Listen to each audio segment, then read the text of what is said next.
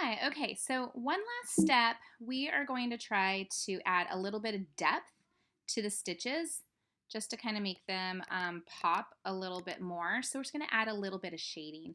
And I do think it's actually easiest to do this in Illustrator and then bring it to Photoshop. So I'm going back to Illustrator and let's see here. I have my stitches. I already drew the exact shapes. I'm going to just copy those actually and use them exactly.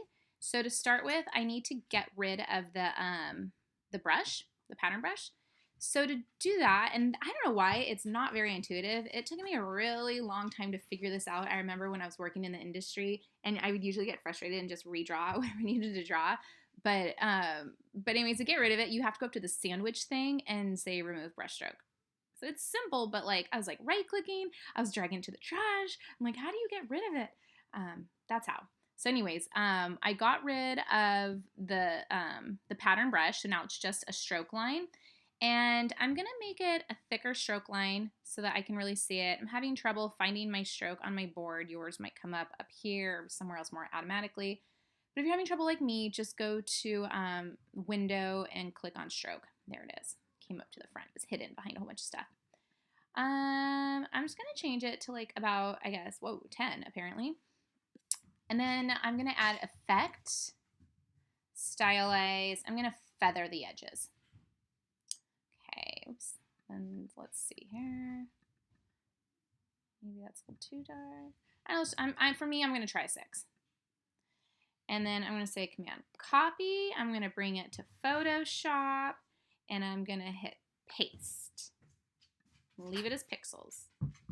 Now I have to size it up.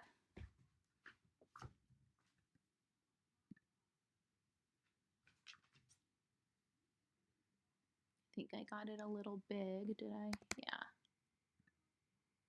Okay.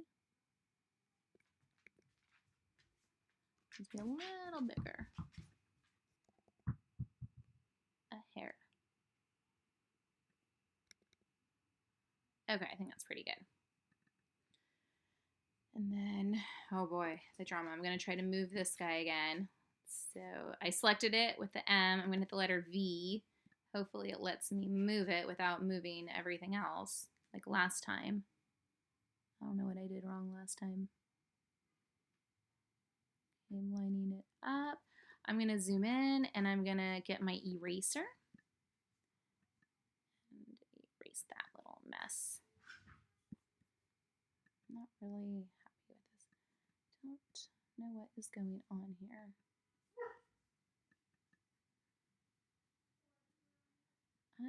My eraser is really failing me. It says opacity is 100%. I don't get it. It's just really, it's not erasing. So you know what? Plan B. I'm gonna hit, I guess this tool. So I'm just gonna select this space. And then I'll just hit delete because I don't know why the eraser's not working. Command D to deselect. Okay, so I want my shading underneath my stitches, and currently it's on layer 7, and my stitches I think are on layer 6. Maybe they're on layer 5. So why don't I just move layer 7 all the way to under 5? Yeah, there we go. So that kind of makes them pop a little bit, adds like a little bit of depth, I think. Whoa. And let's go fix them up here. Now, let's see here. Yeah, I'm just going to have to go in and clean it up, honestly. And maybe it's easiest to kind of separate them. So I'm going to get the M tool and just do one at a time. And I'll hit the letter V to like move it.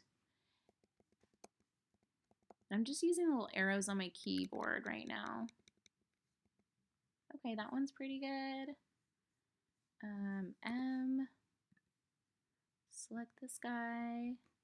V to move it. It's like a little lower or something. Kind of gives it a little bit of depth from far away. And okay, M, and then V. Okay. Command 0. Okay, great. And then we'll do the same to the back as well. And then when you're done, you'll just go File, Export, Quick Export as PNG.